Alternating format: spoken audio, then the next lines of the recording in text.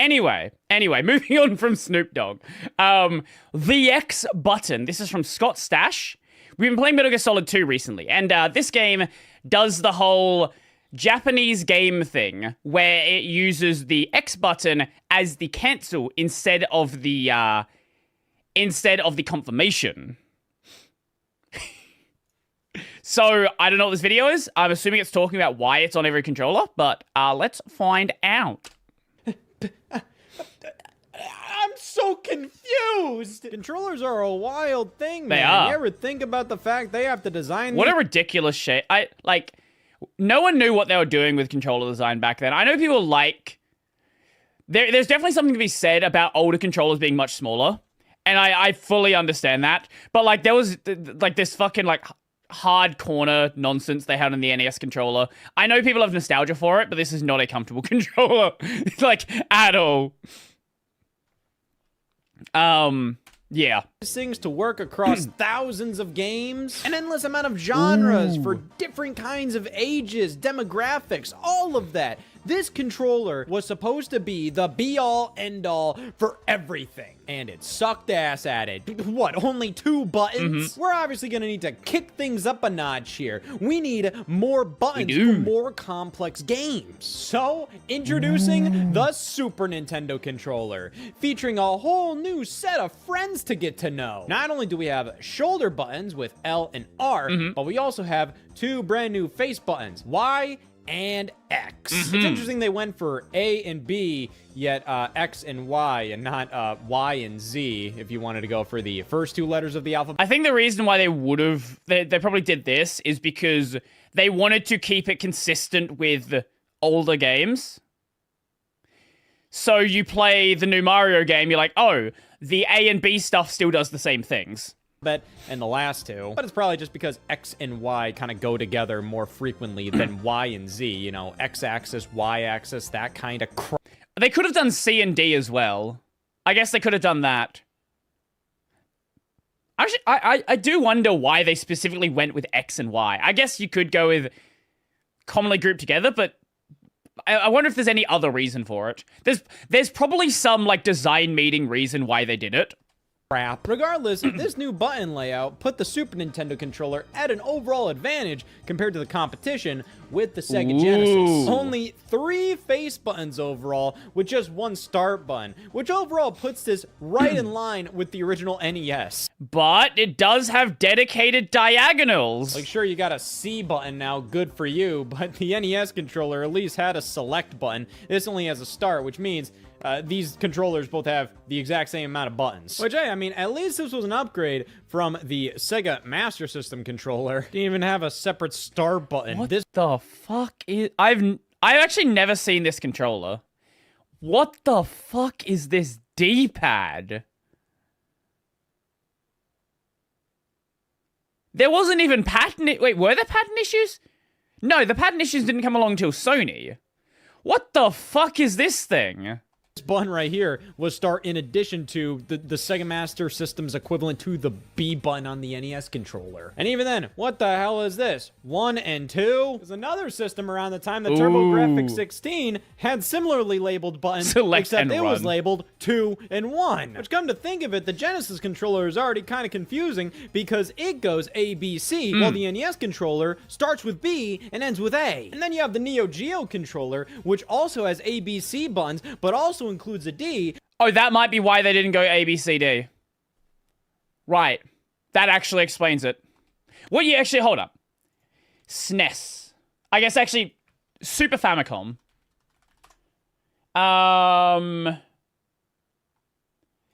Super Famicom was...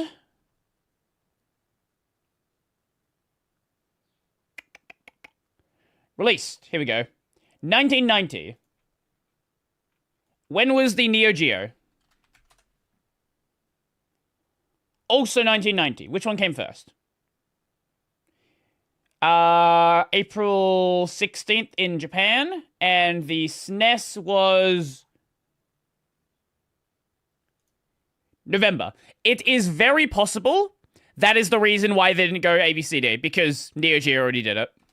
But it goes A, B, and then C is over here. So we already have numerous examples of controllers back in the day that had the exact same labels for buttons on their controllers, yet they were in completely ass-backwards positions compared to everybody else. But hey, let's remember, the Sega Genesis controller was pretty primitive by the time the Super Nintendo came along, so Sega had to introduce a 6-button controller containing the ABC buttons, but now introducing X, Y, and Z buttons right on top. Well, alright, in terms of button placement, we are not consistent whatsoever. A and B are right here, B and A are right there. Things didn't really get consistent until... Actually, what did the GameCube controller look like? Oh, right, that one. To be fair, though, GameCube is already kinda... It's already kinda forming into the shape of a modern controller. I would say things didn't really get consistent until, like, PS3. Because even Nintendo, by that point, was kind of just doing less weird stuff. And you had the Pro Controller, which was more like the regular other controllers anyway. X and Y are right there. Y and X are right there. It's pretty much just swapping everything around. But hey, to be fair, Sega called dibs on this ABC button layout, and naturally it only makes sense if you're gonna add 3 more buttons, adding X, Y, and Z. Surely, because your competitor was doing it. So, you know, I get it. You can't just swap your button placements around depending on whatever Nintendo's doing, especially mid-generation when the 6-button controller got introduced, so I get it. However, what do you do if you're actually working alongside Nintendo to create a CD add-on for the Super Nintendo? That falls through, and you decide to make your very own game console and a controller that's heavily based on the original Super Nintendo controller. Naturally, the X button should be where the X button is on the Super Nintendo controller. God is dead. Okay, so we have yet another placement of the X button on a controller. The Sony PlayStation controller, which, like I was saying, this is very strange because this controller... Honestly, Sony cooked so much with the original DualShock. Like... Actually, was it DualShock before it had sticks? Or did DualShock become the... Was that when the sticks were added? I actually don't know. When did they start using DualShock name? Sony DualShock. DualShock 1. DualShock, here we go. I think DualShock was the version with the sticks. Yeah, that makes sense, because the dual sticks, DualShock. It's so shocking that you have dual sticks. Is based on the Super Nintendo controller because the PlayStation was initially developed as kind of what a ridiculous looking device. A Super Nintendo add-on, and when that fell through, Sony developed the very own standalone game console, and you can kind of see that the original Sony PlayStation controller is pretty much a Super Nintendo controller with some thigh. I'd never thought about that. I had actually... You know what? Fuck, it is, isn't it? It actually is basically a Super Nintendo controller. Except it has, Did the original have, dual back buttons? I believe it did. It would have, yeah, it had L1, R1. Yeah. Those weren't added. Those were there from the start.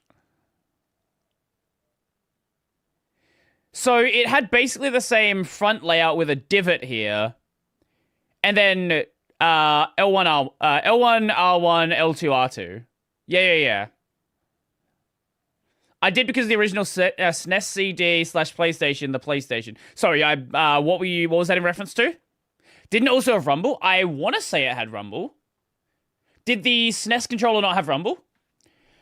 Did the original PS1 controller have Rumble?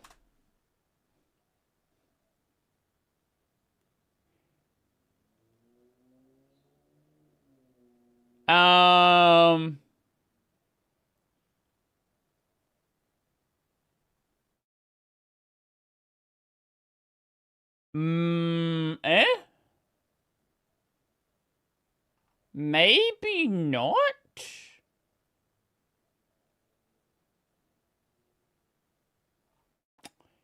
I'm actually not sure. I'm seeing mixed information. Oh, there was also a separate control. Okay, there was another PlayStation controller they never actually produced as well. Original PlayStation controller had no rumble. Okay. Original PlayStation was a combination of a SNES with a CD add-on. Yes. But of course, Sony had their own silly fucking idea as to what should be button labels, and they went for shapes. And of course, oh yes, my favorite shape, an X. Yeah, I guess an X is a shape or a symbol as much as it is a letter, I guess, sure. Kind of the same thing as, oh yeah, an orange is a fruit and a color. But of course, Sony likes to around with us because only a few years ago, while this apparently was always the case, it became much more well known that Sony actually officially labels this button not as an X button, but cross. Yeah. Here's my thing. Sure, yeah, that's a cross. I mean, it makes more sense if you're gonna call it this circle and that square, yeah. It's X, circle, square, and triangle. It's not fucking cross. They can call it cross as much as they want. It's the X button. We all know it's the X button. You know it, I know it, we all know it. It's the X button. If I want to compare the Dreamcast and Saturn 3D controller with the original Xbox controller, do you mean the Fat Boy? The big chunky controller? That's cross. At the same time, if you're gonna tell somebody who's using a PlayStation controller, hey, hit that button, is your ass really gonna say hit the cross button? No, you're gonna say hit the X button. Yeah. Now, outside of Japan, X is often considered the confirm button, with the circle being the back button when it comes to menus and whatnot. But weirdly enough, in Japan, it was actually the other way around. Circle was the confirm button, with X being the back out button. Which makes a lot of sense. Circle is like an okay go sign. Well, circle is also used for, like, marking things positively. And then X is like, nah, I'm done. But I guess over here, we kind of consider it like, oh yeah, X marks the spot. And then circle, I guess, I see that as kind of like a hole, like an opening, like get out of here. I don't know. Thing is, they actually standardized the X button being the main confirm button across all regions with the PlayStation 5. But I still have Wait, it took to that point?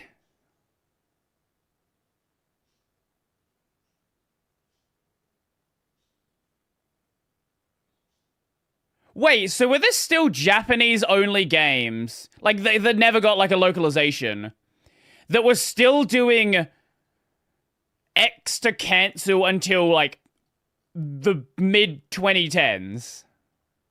Because obviously things that were localized either had a controller layout or they just defaulted to the region that had more players, which is everywhere outside Japan. I didn't know it was that recent. Into that because one of my PSPs was actually a Japan import that is in English, and all of the menus, it has me using the circle button to confirm, and it is wacky to wrap my head around. However, the thing is, now we have 3 controllers, all with X buttons, all in completely separate places. Got room for one more? Oh, God. So, technically speaking, the Dreamcast button layout kind of follows the same format as the Genesis. You know, X is right alongside A, Y is right alongside B. But they ditched the 6-button layout, and they went for a more traditional diamond configuration like the PlayStation and Super Nintendo. But in the process of doing that, it's the same layout, but everything is swapped around. Question for any of the Dreamcast people. Is this a screen? And if this is a screen, what did the screen get used for? Now, the interesting thing here is the original X. Oh, God. I had one of these. I forgot it was that bad.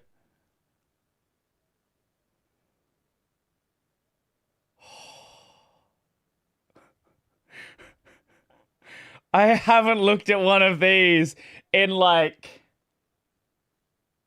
at least, I don't know, fucking 16 years?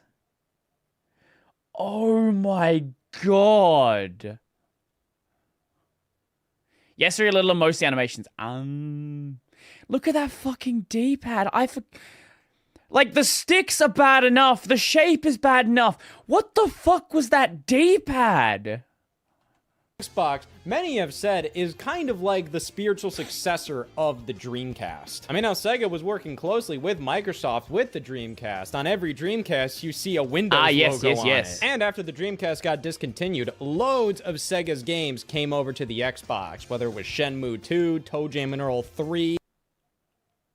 Shenmue 2, what a game. What a game.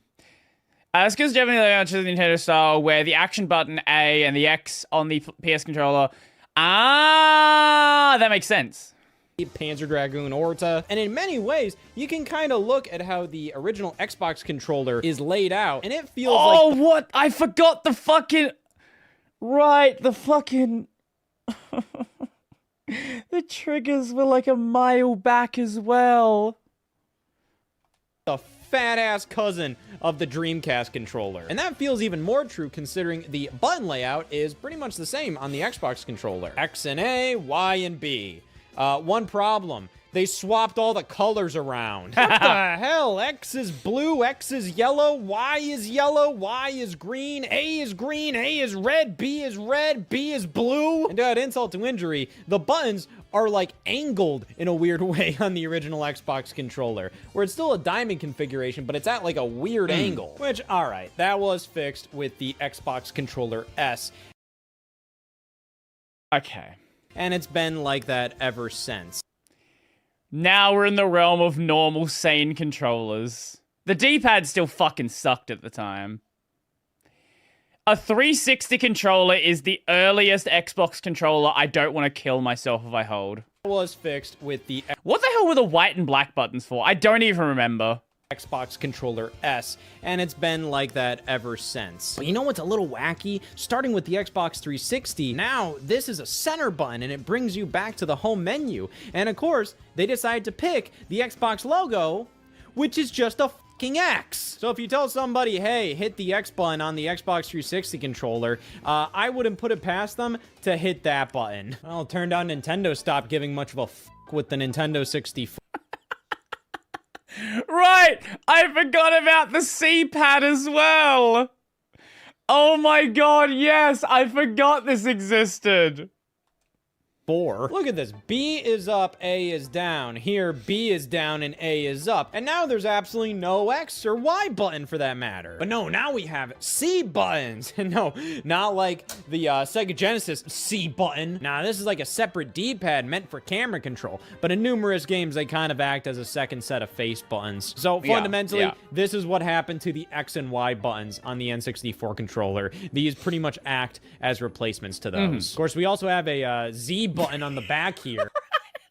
Right, I forgot about that. What a shit controller. People will like cope about how this is a totally fine controller. People just didn't know how to hold it right. I don't know how, like, I want to know what Nintendo was thinking.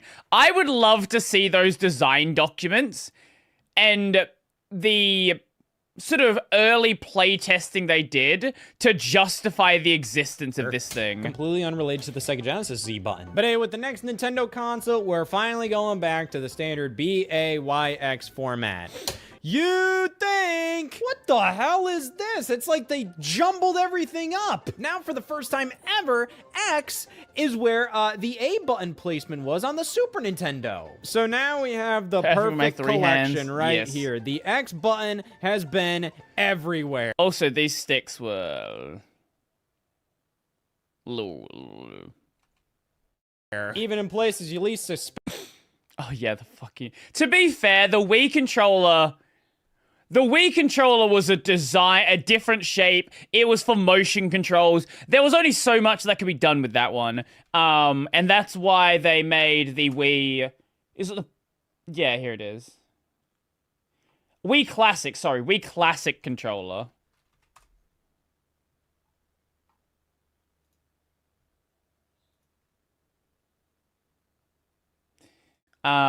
This one. Which is kind of like a SNES controller, but with thumbsticks. My favorite thing about the Wii is the Wii was basically an overclocked GameCube. which is why you could just insert GameCube games into it. It literally was just a GameCube. GoldenEye used the D-pad for movement and the thumbstick for aiming and the middle trigger for shoot, which is ahead of its time in a pre-DualShock era. Okay.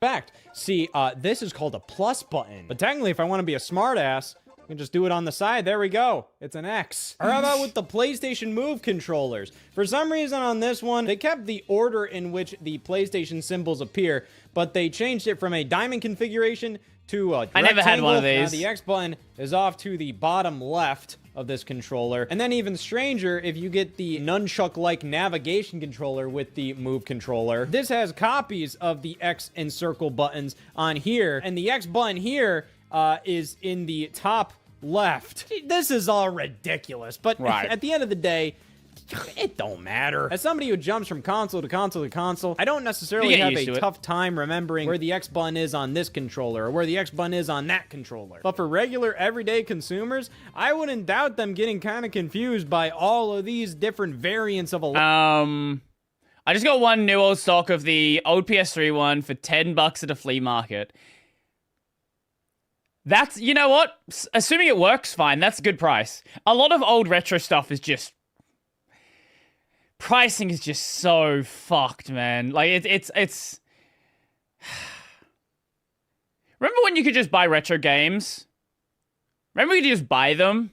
And it wasn't $300 for a copy of Pokemon Crystal? What a good time that was. Layout. It feels like all these console manufacturers want to be unique sometimes, you know? Like, there's logically no reason why you shouldn't just follow the Super Nintendo layout. However, it seems that anybody who has the opportunity to make a controller, they oftentimes follow the Xbox 360's layout. I don't know, maybe Nintendo has that button layout locked down via patents I would assume, or some nonsense. probably. I'm not actually sure. However, that is no excuse for this. You actually have one. That's, you know what? That's actually the most exciting thing in this entire video. You actually have an Ouya, or at the very least an Ouya controller. Wait, you had an Ouya? Like from the time, or you bought as like new old stock, or like pre-owned, whatever. Surely you didn't actually like buy an Ouya when the Ouya was like a new thing. I have to know.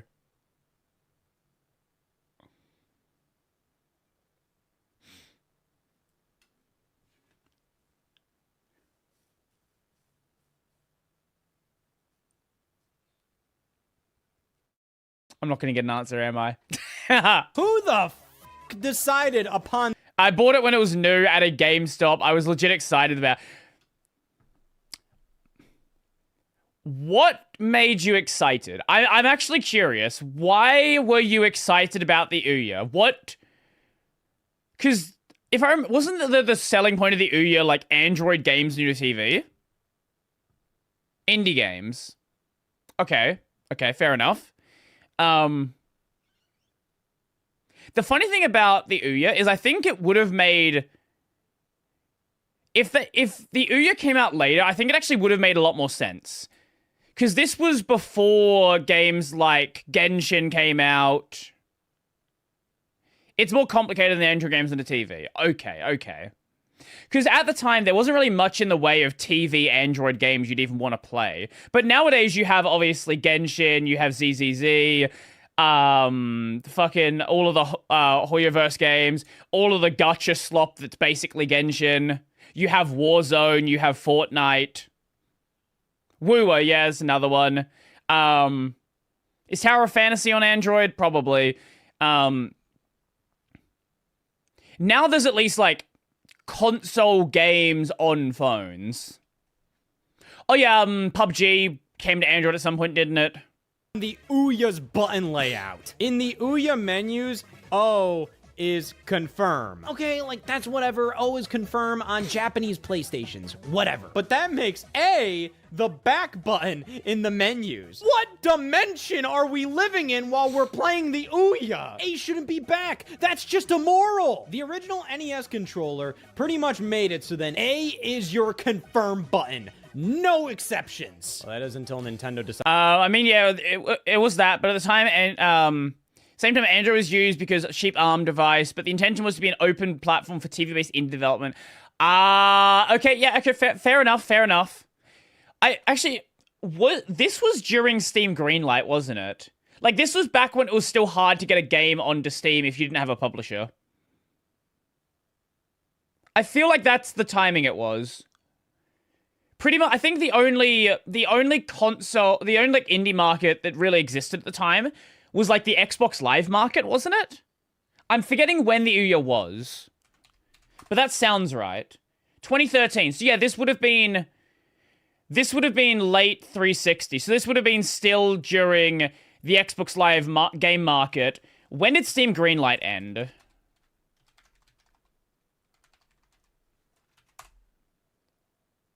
Yeah, so this was in the middle of Steam Greenlight. This was when it was still hard to release indie games. Okay, that makes a lot more sense.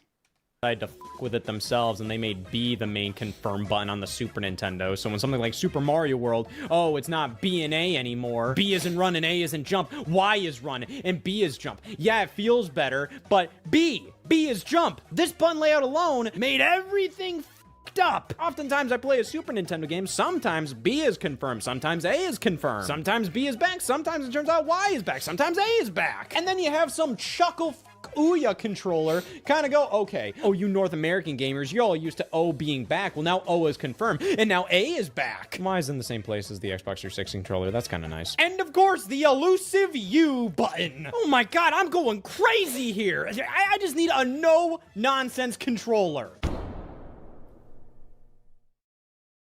As you can see, we have dot again, 1/2 dots, and 2 dots. Thank you.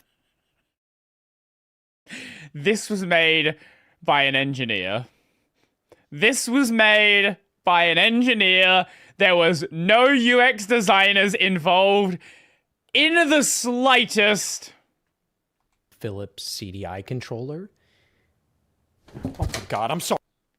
Sorry I ever doubted you. There we go. That was fun. That was fun. I like that. Yeah, oh, the Xbox Live Arcade. Yeah. I enjoyed that.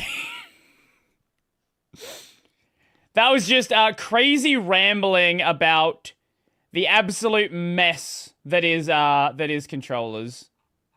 What is this?